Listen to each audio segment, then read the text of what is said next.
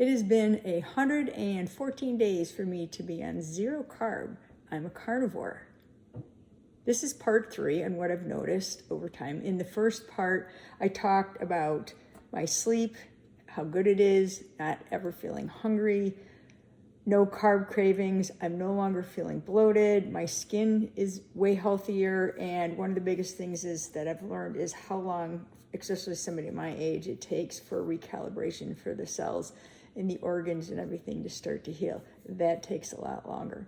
So today I want to talk about, in part 3, losing fat, my inflammation, and my anxiety. So my fat loss has not been a lot amount. It's been very little actually in this time. So I have 5'8" and I needed to lose, I picked around 25 pounds.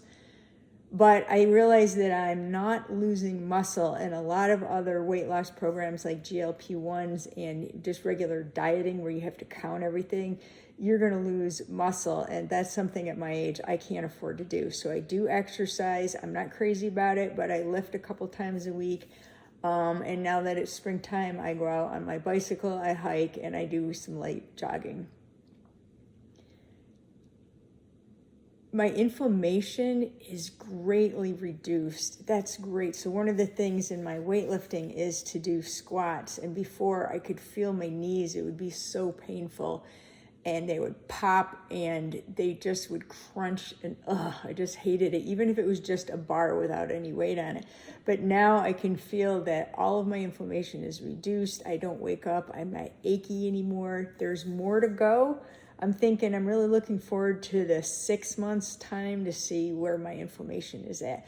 But it is reduced, and I'm thinking if I stay in this, I plan on staying this for the rest of my life, that my inflammation will never be a problem. Not just in my joints, but also in my organs.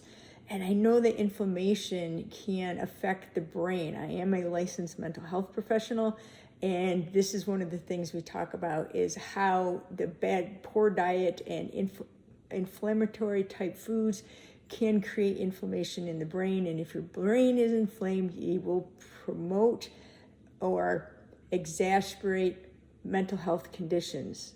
So the third thing that I want to talk to you about is my own anxiety. We all have anxiety. We kind of in our culture of anxiety. And my anxiety has just reduced, other than my own personal work that I do in my mental health. But the food has made me feel way calmer. And I'm thinking that the inflammation is being reduced. My anxiety is lower. Things don't bother me as much. And when they do, it just doesn't such a big deal. I kind of have a better baseline than I ever had before. So if you're dealing with anxiety problems, I really think this would help. So thank you for listening, and stay tuned for part 4.